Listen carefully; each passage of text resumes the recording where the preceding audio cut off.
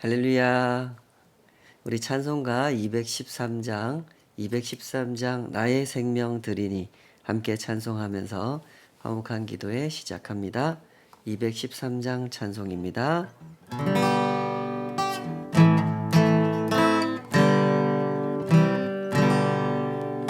나의 생명 드리니 주여 받아주셔서 세상 살아갈 동안 찬송하게 하소서. 손과 발을 드리니 주여 받아주셔서 주의 일을 위하여 민첩하게 하소서.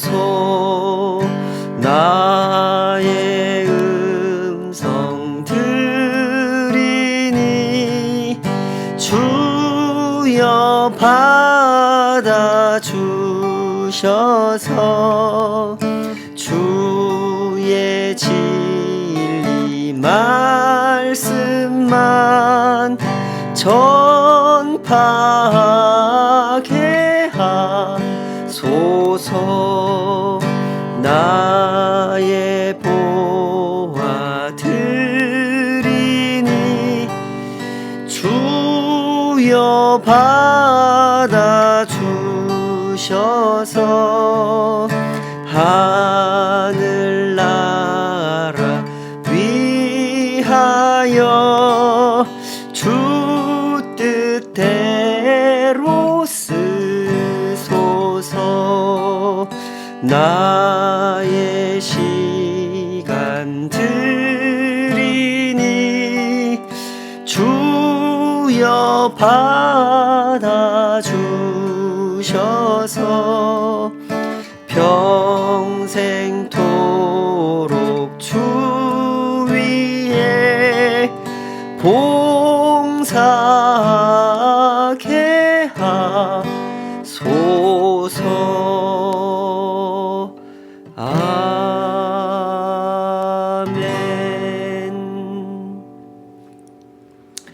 아버지 하나님, 그 부르신 은혜를 감사하며 오늘도 주님 앞에 엎드립니다.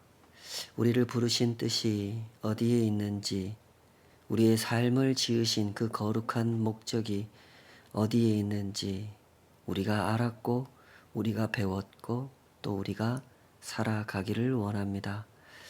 우리의 무지함과 연약함을, 그 모든 부족함을 아시는 주께서 우리 각 사람의 그 필요를 아시고 그 모든 것을 채우심에 우리를 가르치시고 우리를 연단하시고 우리를 이끌어 가시는 것을 봅니다.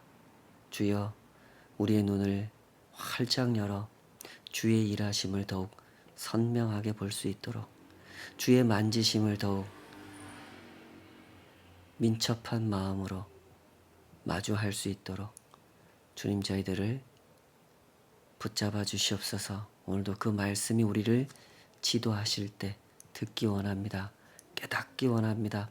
이 마음이 알고 이 삶이 누리기 원하오니 주여 우리를 지도하여 주시옵소서. 예수님의 이름으로 기도하옵나이다. 아멘. 오늘부터 골로새서를 묵상하게 됐는데요. 골로새서 1장 1절부터 14절까지 주어진 말씀으로 복음 진리의 말씀을 들은 것이라, 이런 제목으로 함께 하나님 말씀 헤아려 보도록 하겠습니다. 신앙생활을 하다 보면은 매너리즘에 빠질 때가 있습니다. 한때는 그토록 예배가 감격스럽고 그 안에서 받은 말씀이 내 영혼을 만족해 하고 주님의 돌보심 아래 살아가는 그 한순간 한순간의 삶이 그토록 감사하던 때가 있었는데 어느 순간부터 그 모든 감격을 놓쳐버리게 되는 거죠. 이제는 어떤 말씀을 들어도 별로 감격스럽지 않고 어떤 좋은 것을 얻어도 그만큼 감사하지도 않는 어 아예 감격이 없고 아예 감사가 없는 건 아니지만 그 느껴지는 그 정도가 너무 약하게 느껴지는 거죠. 이런 상황이 되면 우리는 당황스러운 감정을 느끼게 됩니다. '뭘까? 내가 왜 이럴까?' 이런 생각이 들죠. 그러다가 어느 순간 이런 이유를 발견할 때가 있습니다. '내가 추구했던 것은 하나님이 아니었구나. 내가 추구했던 것은 나의 만족, 나의 기쁨이었구나.' 하는 사실을 발견하게 되는 거죠. 물론 이런 일에는 그 이유가 한두 가지만 존재하는 것은 아닐 겁니다.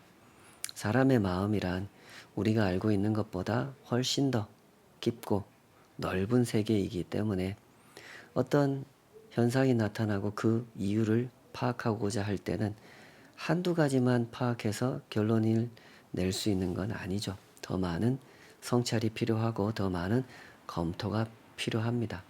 그러나 분명한 사실은 우리에게 그런 경향이 있다는 겁니다. 우리는 그 관계를 소중히 여긴 나머지 그 관계가 나에게 어떤 기쁨을 주고 있는지를 생각하되 하나님의 마음은 고려하지 않은 채로 내 마음만 생각할 때가 있다는 거죠.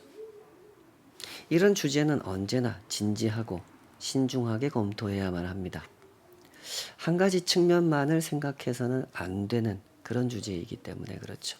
내가 누군가를 만날 때 그를 만나는 재미, 그를 만남으로써 얻어지는 행복감을 생각하는 것, 이게 나쁜 겁니까? 그러면 안 되는 겁니까? 결코 그렇지 않죠. 그건 자연스러운 마음인 것입니다. 우리가 하나님을 만날 때도 그렇습니다. 예배를 통해서, 묵상을 통해서, 하나님께서 기뻐하시는 어떤 섬김의 행동을 통해서 하나님을 만날 때, 우리는 그때 내 마음속에서 경험되는 거룩한 재미, 그때 얻어지는 거룩한 행복감을 생각하면서 나아갑니다. 그것은 결코 이기적인 마음이라고 할 수 없습니다. 그것은 자연스러운 마음이죠. 다만 그것을 생각할 때 그것만을 생각하는 것이 문제죠. 만남이라고 하는 것은 언제나 나 혼자만의 경험이 아닌 그 대상과 함께 공유하는 경험이므로 내가 어떠했는가를 생각해 보는 것이 자연스러운 것이듯 그분은 또한 어떠하셨는가를 생각하는 것 역시 자연스러운 일이어야 하는 거죠. 그러므로 예배를 드리고도 이전처럼 감격이 없을 때, 묵상을 해도 이전만큼 기쁘지 않을 때, 우리는 이런 점을 생각해 봐야 하는 것이죠. 내가 추구했던 것은 하나님이었는가? 아니면 내 자신이었는가? 하나님을 기쁘시게 하는 것이었는가? 나를 기쁘게 하는 것이었는가를 생각해 봐야 하는 것입니다. 이런 생각, 이런 검토의 과정을 통해서 우리는 비로소 중심을 잡을 수 있게 되고 내가 경험하고 있는 감정을 보다 건강하게 이해할 수 있게 되는 거죠. 신앙생활은 이런 것입니다. 언제나 관계를 생각하는 것이고 내가 느끼는 것, 내가 경험하는 것만을 생각하는 것이 아니라 하나님께서 느끼시는 것, 하나님께서 경험하시는 것을 함께 생각하는 것이죠. 사람의 죄성이라는 것은 언제나 자기중심적인 태도를 뚜렷하게 보이기 때문에 우리는 더더욱 이런 점을 신중하게 생각해야 하는 입장에 서 있습니다. 골로새서가 다루는 내용도 이런 주제와 깊이 관련되어 있습니다. 골로새 교회는 에바브로디도, 우리 골로새서에서는 줄여서 부르는 이름 에바브라라고 표현하고 있죠. 에바브라디도, 에바브라에 의해서 세워진 교회였습니다. 골로새 교회가 그런 교회였죠. 때문에 상당 기간 동안 에바브로디도가 골로새 교회에 머물면서 그들의 신앙을 지도했던, 또 어떤 상황에 따라서 왔다 갔다 하면서 그 교인들을 돌보았던 그런 교회였죠. 바울은 골로새 교회에 대해서 잘 알고 있었습니다. 바울이 그 교회에 아직 한 번도 방문해 본 적이 없지만 에바브로디도를 통해서 들어 알고 있는 거죠. 아시는 것처럼 바울은 선교단을 꾸려서 사역을 했고 빌레몬서나 또 다른 서신에서 자기 동역자들을 항상 소개하죠. 디모데, 실라, 마가, 아리스다고, 데마, 누가 이런 사람들과 함께 활동을 했습니다. 때문에 바울은 한꺼번에 많은 사역을 할 수가 있었고 여러 교회의 사정을 세세하게 알 수도 있었죠. 바울은 골로새 교회의 강점과 약점을 알고 있었습니다. 하여 이 편지 속에는 바울이 칭찬하는 골로새 교회의 강점도 나타나고 또한 골로새 교회가 아직 연약했던 부분, 그런 약점도 나타나죠. 그런 문제점들에 대해서, 그런 약점에 대해서 바울이 가르쳐주고 권면하는 내용들, 그런 내용들이 이 서신을 채우고 있습니다. 중요한 것은 이것입니다. 이런 사람들, 그런 문제를 안고 살아가는 성도들에게 무엇을 가르치느냐 하는 거죠. 골로새서는 4장밖에 안 되는 짧은 서신이니까요. 꼭 처음부터 끝까지 전체를 읽어보신 후에 그 맥락을 잘 고려하여 한 대목 한 대목 묵상해 가시기를 기대합니다. 자, 골로새 교회, 예수를 알고 복음을 믿은 지 얼마 안 된 이 사람들, 잘 자라나고 있고 열매를 맺고 있는 이 사람들, 그러나 어떤 문제를 겪고 있었던 그 사람들에게 바울이 가르친 것은 무엇이었습니까? 쭉 읽어보면 그리스도 예수를 가르쳤다는 것을 확인하게 됩니다. 예수님이 어떤 분이신가? 너희가 믿는다고 고백하는 그분, 너희를 구원하셨고 너희를 인도하시며 너희를 하나님 나라에 거하도록 이끄셨으며 하늘 소망을 품게 하신 그분에 대해서 너희가 전하고 있으며 너희가 살아내고 있는 그 예수 그리스도를 가르쳤죠. 골로새 교회는 이런 교회였습니다. 1장 3절에서 6절, 우리가 너희를 위하여 기도할 때마다 하나님 곧 우리 주 예수 그리스도의 아버지께 감사하노라. 이는 그리스도 예수 안에 너희의 믿음과 모든 성도에 대한 사랑을 들었으며 너희를 위하여 하늘에 쌓아둔 소망으로 말미암음이니 곧 너희가 전에 복음 진리의 말씀을 들은 것이라. 이 복음이 이미 너희에게 이름에 너희가 듣고 참으로 하나님의 은혜를 깨달은 날부터 너희 중에서와 같이 또한 온 천하에서도 열매를 맺어 자라는도다. 골로새 교회는 이런 교회였어요. 분명히 그들에게 이런 강점, 이런 열매가 있었단 말이죠. 예수 그리스도의 복음이 그들의 영혼을 구원하시고 그들의 삶을 변화시키셨습니다. 그들의 마음, 그들의 중심에는 하늘에 쌓아둔 소망이 있었으며 예수님의 말씀은 그들의 중심에서부터 역사하고 계셨죠. 그렇게 그들의 삶을 변화시켰고 그들의 삶에 거룩한 열매들을 맺어내셨습니다. 그러나 그렇기 때문에 이 사람들을 더 이상 가르치지 않아도 된다는 뜻은 아니죠. 그리스도를 배운다는 것은 대단히 크신 분을 배운다는 뜻이기 때문에 그렇습니다. 하나님께서 우리를 위하여 하신 일을 한마디로 요약하기 위해서 복음이라는 표현을 사용했지만 사실 이 복음이라는 그 단어, 그 한 단어 한 문장으로 간단하게 요약할 수 있는 것, 그것이 복음은 아니죠. 사실은 복음에 대해서 설명해야 될 것이 아주 많단 말이죠. 하나님께서 우리에게 복음을 듣게 하셨다라고 하는 것은 대단히 심오한 일입니다. 하나님을 모르고 살던 사람을 하나님께서 통치하시는 세계로 초대하신 일이기 때문에 그 일은 대단히 크고 심오한 일일 수밖에 없는 거죠.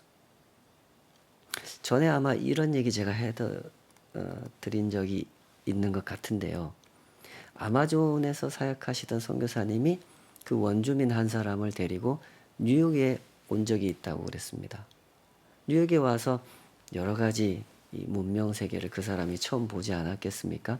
그 원주민의 그 마음을 한번 상상해 보십시오. 생전 처음 보는 전철, 땅으로 다니는 지하철, 고속도로, 고가도로, 비행기, 사람들이 입고 다니는 참 다양한 스타일의 옷을, 그런 것들을 보면서 이 사람은 그 머릿속은 얼마나 복잡했겠습니까?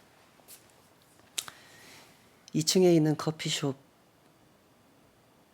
그 유리창 밖으로 선교사님과 원주민이 앉아서 거리를 내다보는데, 그 원주민이 도로에 그려진 그 차선을 가리키면서 선교사님한테 이렇게 물었다 그래요. 선교사님, 저 흰색은 어떤 새가 저렇게 해놓은 거예요? 그럴 수밖에 없겠죠. 그 도로 위에 그려져 있는 차선, 아스팔트 까만색 바탕 위에 흰색 페인트로 칠해져 있는 그것을 이 사람은 처음 봤단 말입니다. 그게 아스팔트인지도 모르고 그게 페인트인지도 모릅니다. 때문에 이렇게 물을 수밖에 없는 거죠. 이것이 바로 이 원주민의 세계관인 거죠. 그의 경험 속에서 그가 이해하고 있는 세상이란, 땅에 붙은 흰색 물체는 새똥밖에 없는 거죠. 그러니까 저 흰색은 어떤 새가 저렇게 한 겁니까? 라고 물어봤던 거죠. 하나님 없이 살던 사람들, 하나님을 모르고 살던 사람들의 세계관은 이와 같습니다. 그가 알고 있는 인생이란 지극히 협소한 개념이죠. 먹고 마시고 일하고 사귀고 성공하고 실패하면서 시간이 지나가다가 병들고 나이 들고 결국 죽는 것, 그것이 그들이 알고 있는 인생입니다. 그가 아는 세상에는 물질밖에 없고 사람밖에 없죠. 그러나 복음을 듣고 하나님을 알게 되면 그때부터 전혀 다른 세상을 보게 되죠. 내가 살아가는 세상의 죄를 알게 되고 그 속에서 나 역시 그 죄와 깊이 관련되어 있다는 사실을 알게 됩니다. 그리고 그런 세상을 사랑하신 하나님을 알게 되는 거죠. 이것이 놀라운 소식입니다. 골로새 교인들은 그 소식을 들었던 겁니다. 복음 진리의 말씀을 들었던 거죠. 그리고 깨달았습니다. 감사하게도 그들은 그 말씀을 이해했고 믿었고 받아들였죠. 복음은 언제나 그렇습니다. 누구에게나 허락되는 것이지만 누구나 다 받아들이는 것은 아니죠. 감사하게도 골로새 교인들은 그 말씀을 받아들였습니다. 그들의 삶에 하나님께서 역사하시기 시작하셨죠. 그러나 복음을 받아들인 모든 사람들이 그랬던 것처럼 골로새 교인들 역시 성장통을 겪어야 했습니다. 하나님을 모르고 살던 사람이 하나님을 알고 하나님과 연합하여 하나님을 따르는 삶을 살아가는 사람이 된다는 것은 그만큼의 성장통을 동반하는 일인 거죠. 골로새 교인들은 어떤 과정을 통해서 어떤 방식으로 그 성장통을 겪었을까요? 이 서신을 통해서 그 대답을 확인하는 작업이 쉽지는 않습니다. 그러나 어느 정도 추정이 가능하죠. 골로새서 2장 8절, 누가 철학과 헛된 속임수로 너희를 사로잡을까 주의하라. 이것은 사람의 전통과 세상의 초등학문을 따름이요 그리스도를 따름이 아니니라. 이렇게 권면하죠. 11절에 보면 또 이렇게 권면합니다. 또 그 안에서 너희가 손으로 하지 아니한 할례를 받았으니 곧 육의 몸을 벗는 것이요 그리스도의 할례니라. 이런 내용들을 통해서 우리는 그 당시 골로새 교인들의 믿음을 흔드는 것, 그 실체가, 그 정체가 무엇이었는지, 그 믿음을 흔드는 사람들이 누구였는지 이런 것들을 짐작할 수가 있습니다. 할례를 언급하는 것을 보니까 그들의 믿음을 위협하는, 흔드는, 혼동시키는 사람들이 그 당시 유대주의자들이었다는 것을 짐작할 수가 있고, 철학을 언급하는 것을 보면 그 당시에 유행하던 헬라 철학을 이용하여 교묘하게 골로새 교인들을 현혹시키는 사람들이 있었다는 것을 알 수가 있죠. 바울 서신에서 이런 정황은 거의 항상 나타나는 특징입니다. 1세기 바울이 복음을 전했던 거의 모든 도시, 모든 성읍들은 이런 특징을 가지고 있었죠. 어디를 가든지 유대인들이 있었고요. 그 유대인들은 신앙을 소유하되 상당히 왜곡되고 변질된 형태의 신앙을 소유하고 있었으며, 그런 신앙을 이제 갓 예수님을 믿고 하나님을 알고 하나님을 따르기 시작한 사람들에게 가르친 거죠. 그러면서 혼란을 야기시킨 겁니다. 바울의 동력자 에바브로디도에게 배운 그 복음의 내용과 그 하나님과 그 구원과 이 유대인들이 얘기하는 구원이, 하나님이 다르게 들리는 거죠. 때문에 바울 사도가 이 사람들에게 편지를 쓰고 이 사람들에게 열심히 가르치는 것, 그게 무엇이었겠습니까? 그리스도 예수였다는 거죠. 헬라 철학을 자랑하는 사람들도, 유대주의자들도 하나님을 말하고 진리를 말하고 구원을 말하지만 그들이 말하는 것들은 모두 다 그리스도 예수님께서 가르쳐 주신 하나님, 진리, 구원, 그것과 다른 것이었단 말이죠. 심지어 그들은 예수님께서 가르쳐 주신 하나님, 진리, 구원을 공격하고 비난하고 교묘한 말로 혼란을 야기시켰습니다. 그 과정에서 골로새 교인들이 많은 혼란을 느꼈고 속임을 당하는 경우가 종종 있었던 것이죠. 때문에 바울 사도는 이 편지를 보내야만 했던 것이고, 때가 되면, 혹시 그런 때가 허락된다면 내가 직접 골로새에 방문하여 복음을 가르칠 계획이 있고 소망이 있다는 이야기를 이 편지에다 쓰고 있죠.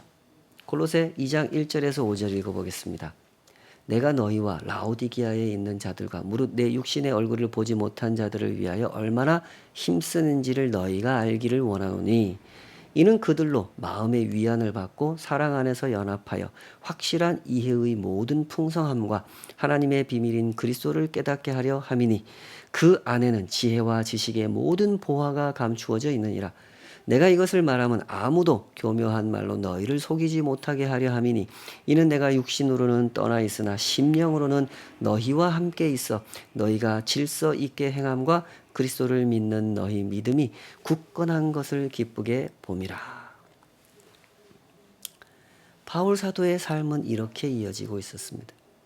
감옥에 갇혀 모든 것이 제한을 당하는 그런 상황에서도 바울은 복음의 역사라는 것을 생각하고 있었습니다. 내가 감옥에 갇혀 있는다고 해서 하나님이 일하시지 않는 것이 아니잖아요. 하나님은 여전히 일하고 계셨고, 또 자신도 많은 제약이 있었지만 이 모양 저 모양으로 그 복음의 역사에 참여할 수가 있다고 하는 이것을 소중하게 보고 있었죠. 직접 갈 수 없는 상황이니까 다른 사람을 보내고 편지를 보냈습니다. 그들이 겪고 있는 혼란을 들었고 그들이 직면하고 있는 문제의 핵심이 무엇인지 간파했죠. 그리고 그들을 위해서 깨어 기도했습니다. 가장 중요한 것은 바울이 그 모든 것의 해답을 알고 있다는 거죠.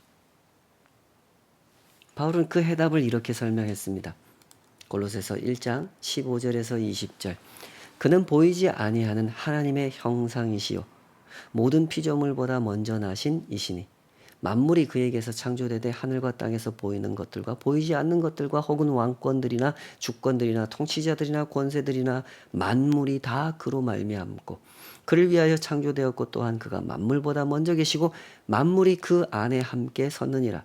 그는 몸인 교회의 머리시라. 그가 근본이시여 죽은 자들 가운데서 먼저 나신 이시니 이는 친히 만물의 으뜸이 되려 하심이요 아버지께서는 모든 충만으로 예수 안에 거하게 하시고 그의 십자가의 피로 화평을 이루사 만물 곧 땅에 있는 것들이나 하늘에 있는 것들이 다 그로 말미암아 자기와 화목하게 되기를 기뻐하심이라.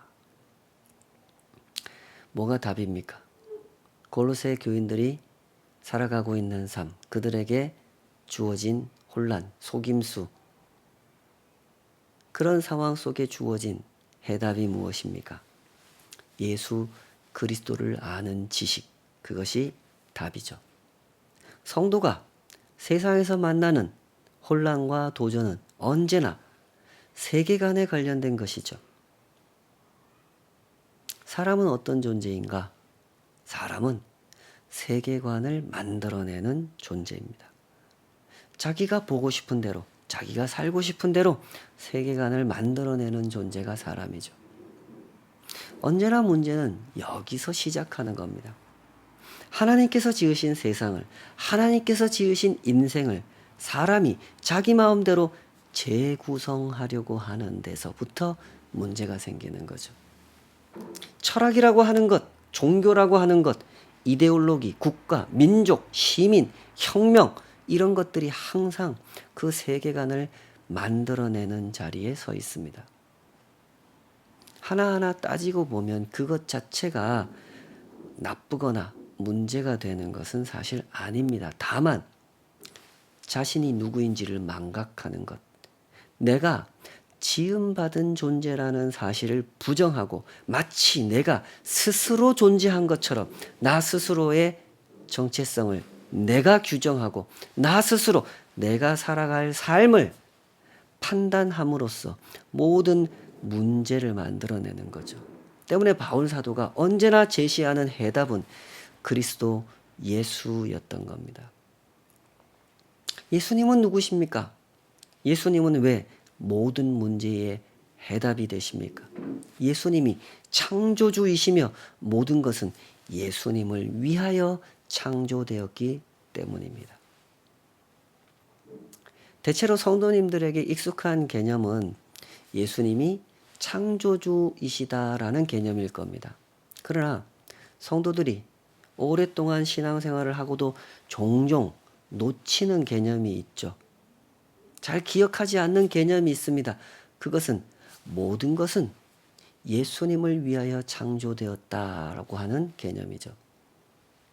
모든 것은 예수님을 위하여 창조되었다라고 하는 이 말은 무슨 뜻일까요? 다시 한번 이 구절을 주목해서 생각해 보시기를 바랍니다. 16절, 17절. 만물이 그에게서 창조되되 하늘과 땅에서 보이는 것들과 보이지 않는 것들과 혹은 왕권들이나 주권들이나 통치자들이나 권세들이나 만물이 다 그로 말미암고 그를 위하여 창조되었고 또한 그가 만물보다 먼저 계시고 만물이 그 안에 함께 섰느니라. 이 맥락 속에서 잘 읽어 가시다 보면 이 말씀이 세계관을 정리해 주시는 말씀이라는 것을 아실 수 있을 겁니다.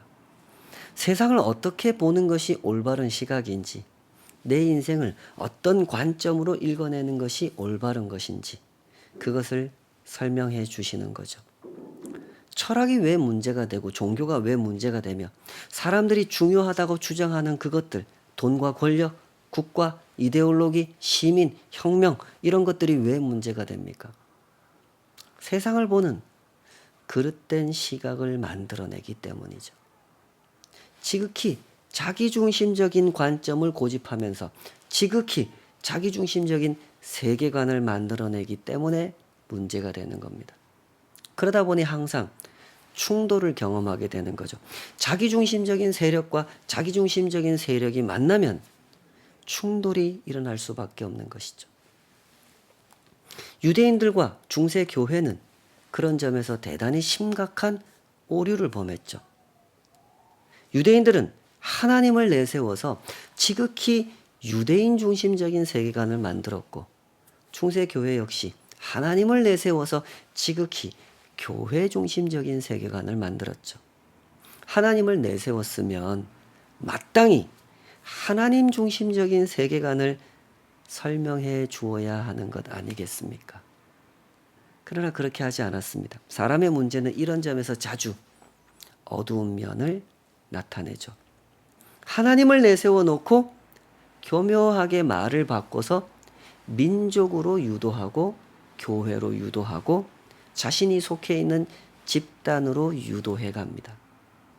그렇게 해서 순진한 사람들을 속이고 세력이 커지면 그 세력을 가지고 더욱더 견고한 세계를 만들어 가려고 그러죠. 하나님도 건드릴 수 없는 세계를 만들어 가는 겁니다.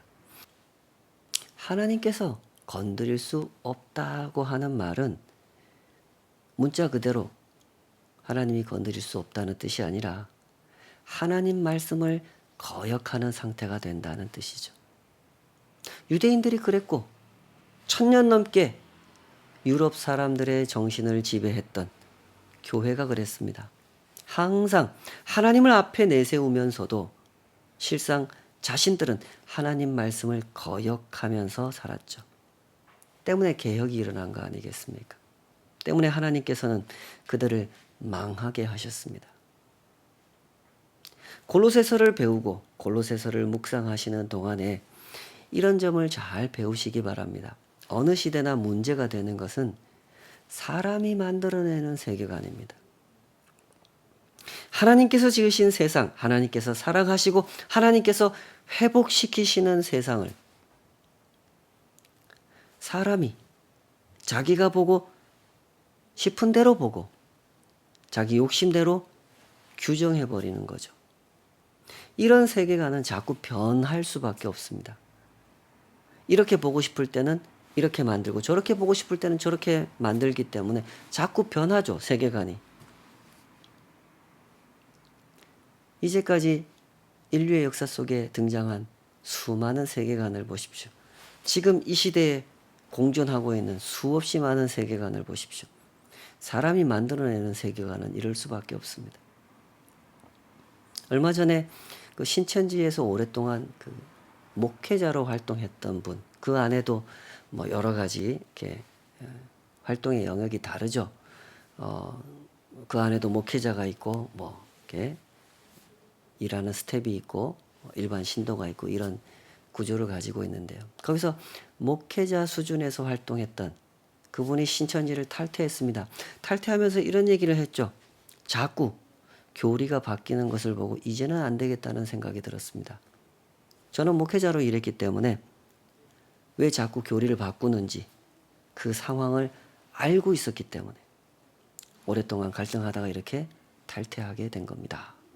이런 이야기를 했죠. 세상이 이런 식입니다. 진리가 아닌 것은 자꾸 바꾸게 되어 있죠. 설명하는 방식이 바뀌는 게 아니라 그 내용 자체가 바뀌는 겁니다. 사람이 자기 형편에 따라서 이렇게 보고 싶으면 이렇게 보고 저렇게 보고 싶으면 저렇게 보기 때문에 자꾸 바뀌는 거죠. 이 편지를 보내고 있는 이 바울이라고 하는 사람을 보십시오. 바울도 전에는 사람이 만든 세계관에 매여 살던 사람이었죠. 그는 철저한 유대주의자였고 바리새인이었습니다. 그때 그는 그 세계관을 확고하게 붙들었고 왕성하게 활동했던 사람이었습니다. 대제사장으로부터 허가를 받아 예수쟁이들을 잡아 죽이러 다녔죠. 그 과정에서 스데반 집사님을 돌로 때려 죽게 만든 그 장본인이 바울이었죠.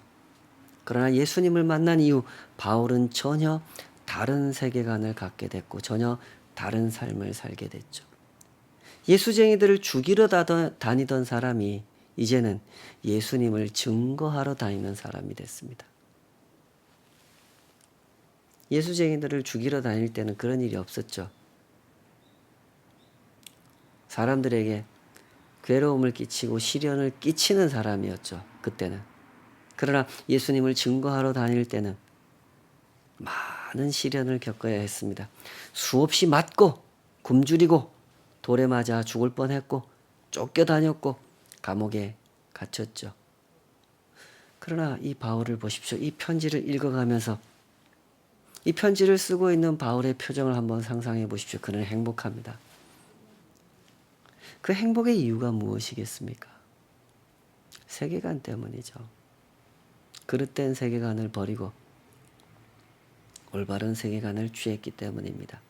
세상에 존재하는 모든 것이 예수님을 위하여 창조되었음을 알았기 때문입니다. 세상의 모든 것이 예수님을 위하여 창조되었다는 말은 예수님의 선하심을, 그 사랑하심을 증거하기 위하여 창조되었다, 이런 뜻입니다. 이것이 바로 바울의 마음속에 선명하게 새겨져 있는 세계관입니다. 골로새 교인들의 마음에도 새겨주고 싶은 세계관이죠. 어떠한 형편에 있든지 어떠한 일을 당하든지 바울의 시선은 이렇게 정돈되어 있습니다. 보고 싶은 대로 보지 않고 보여주시는 대로 보는 거죠. 때문에 이렇게 행복한 겁니다. 감옥에 갇혀 이 노년의 시간을 이토록 고생하면서 순교를 앞두고 있는 상황에서도 그는 행복하죠. 부디 이런 행복을 맛보시기 바랍니다. 하나님께서 지으신 우리의 삶이 무엇을 가질 때 그 행복을 누릴 수 있겠습니까? 돈으로 누리는 것, 권력으로 누리는 것, 그런 것들을 나쁘다고 할 일은 아니겠지만 그런 것들이 또한 가지고 있는 헛됨을 알아야 합니다. 아무리 대단한 것을 소유하고 아무리 대단한 것을 누린다 하더라도 하나님과 상관없이 그 모든 것을 누리고 있다면 어찌 그것이 행복일 수 있겠습니까? 오직 예수님 안에서, 그 사랑 안에서, 그 복음의 역사 안에서 하나님의 사람들이 누렸던 참된 행복, 그 행복을 누리시기 바랍니다.